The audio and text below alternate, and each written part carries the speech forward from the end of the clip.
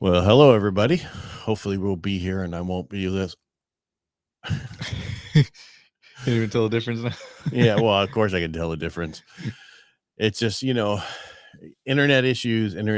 I was talking to somebody else. A bunch of banks are having trouble logging in. There's a bunch of stuff going on. I just think everybody took off the last 2 weeks and nothing's working now. Right? The past 2 weeks have been kind of weird, huh? It actually has been. I mean, everybody's like, it's slow. No, it's usually always slow the first week of June because kids get out of school, graduations. Second week, everybody's on vacation, and then they come back and they pick it up. I've had a lot of people getting qualified, looking to buy something. The problem is they just can't find anything. It's that inventory issue. Yeah. You Like know, the overlying issue, right? That we've been consistently lack of having. inventory.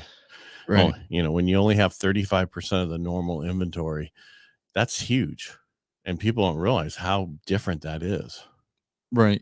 It's I myself I've also been experiencing kind of some people, yeah, like going back onto the back burner, Right. like not really wanting to be out and active right now.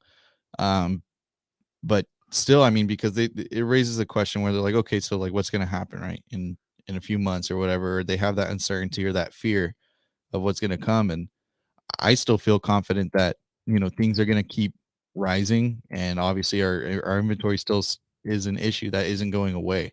So I tell everybody, I mean, still right now, we still have some opportunities because there's still uncertainty, not only with the inventory, but also, the interest rates. Mm-hmm. Um, so that's why I've been encouraging everybody to still be actively looking, but some people are just flat out just paused. Right. See what I did to you by going and checking something on the internet. Yeah. No. We paused. Yeah, I tell you, this whole thing is just killing me. And I just got a whole new modem this morning. I don't get it. I think it's almost just like the video. Looks like Of the course, audio it's a is all. video. Yeah, it's literally Yeah, just the of course, audio it's the that's video. It's always the video. I can make this easier. There, I'm gonna drop me down.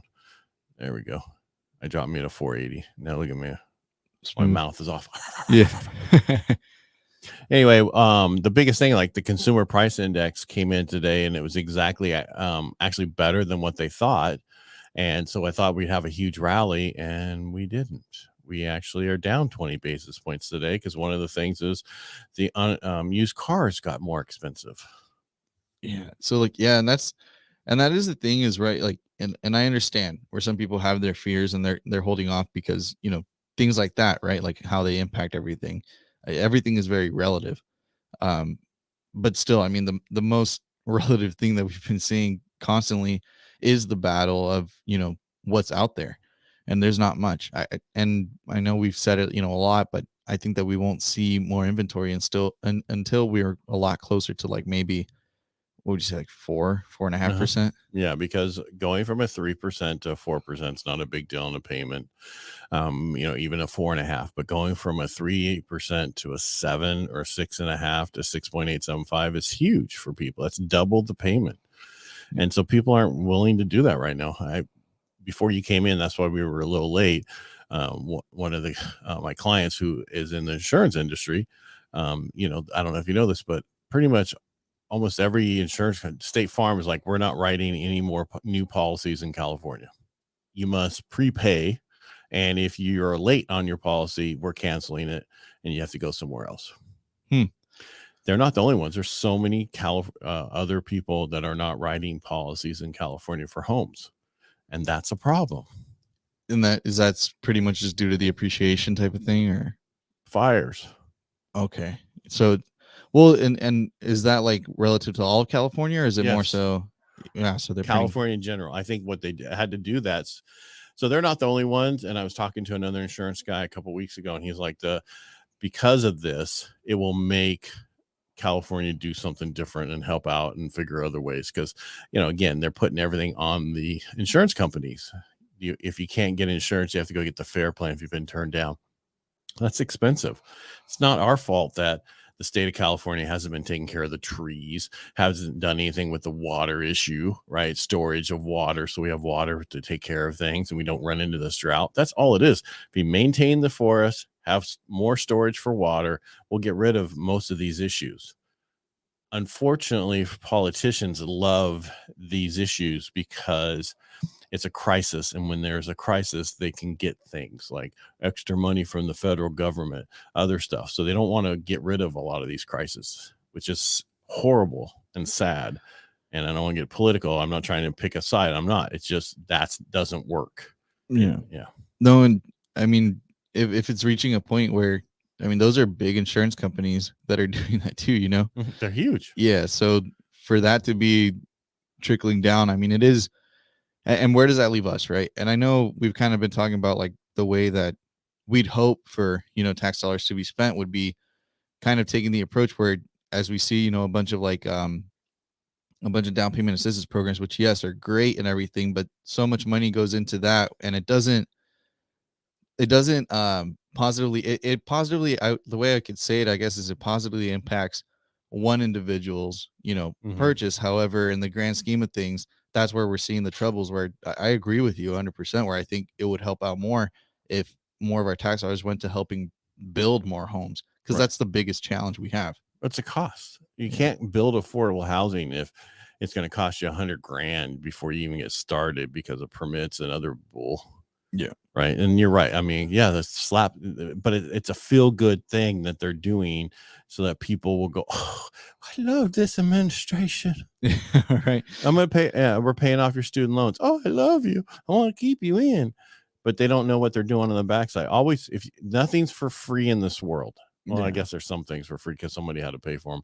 But to you, and most good things are not easy and they're not free. Yeah. And that's, I think, another big thing as well, you know, where I've been helping people out, and, you know, it's hard to say, but I mean, the new norm, right, is like you have to adjust to at least like a $3,000 payment if you want to be in a decent home in a decent area, you know. So that's where it's been hard, because we have a lot of people. Like today, I was actually just talking to someone, and she's looking for a mobile home right away. And I asked her, you know, what was the reasoning for not looking for like a single family home up front? And she said it was because she didn't want a $2,500, 3,000 house payment, or like $4,000 payment, right? Yeah. Which, you know, it's like I told her, I said, I see that perspective. However, you know, it unfortunately is what we have to, you know, adapt to. It's not really changing until those interest rates change. But then when they change, right, where are the prices going to go? Through the roof. Yeah. I was as the same person I was talking to. He was like, I'm going to be putting my house up for the market to sell. I go, where are you going? I don't know. Because he doesn't know where you can do insurance. I think that's what the issue. He was here talking to because in our building we have the two a Democrat and a Republican, McClintock, and I can't think Alvarado or something. I can't remember her name. And so he was talking to both of them. What can they do for it? You know, help them out, get in this fight. But the biggest problem we have is we just don't have enough inventory. We haven't built enough homes. And I know it sounds like a broken record, and I say the same thing over and over again, and everybody still thinks, we're going to have a bubble.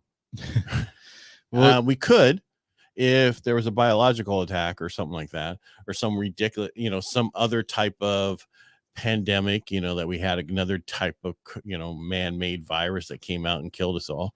And the sad part about a lot of this is I've been rewatching a lot of series, and there's a few series that was like, major virus comes, everybody wipes out the world. Right. I mean, and obviously there's a lot of things also happening, like bigger things that are happening, behind the scenes that also impact everything. But I agree with you 100%. I don't think that we will see anything go within the favor of like a buyer, right? For quite a while until something like that does happen, like a catastrophe. It's not going to happen. Yeah, not until we overbuild. We need to overbuild houses, and that's when that's going to happen. So when we've built, 20 million homes over the next 10 years, and we overbuilt, which we haven't, because how many people are coming across the border? And I don't mean that like negatively. I'm just saying we're adding so many people to the United States. Where are they living? Yeah. Right. All right. Let's not beat a dead horse. The biggest thing is good out. Everybody's nervous. And when people are nervous, is the time that you need to be focused on what you want to do and focus on what you're trying to do and not worry about what everything else is going on. Focus on what you're trying to do. That is getting a house. Yes, you're going to have a payment that's a little bit higher. You can always refinance down the road, because a lot of people are like, you keep telling everybody to refinance the road. Yeah, because that's what you can do. What you can't do is get that price of that home today 5 years from now or 2 years from now. Yeah, that's when things will be a lot harder. Not higher in price. All right. Thanks for watching. We appreciate you. Francisco, thanks for being here today, and make it a great day. Say goodbye, Francisco. Thank you, everybody. Have a good one.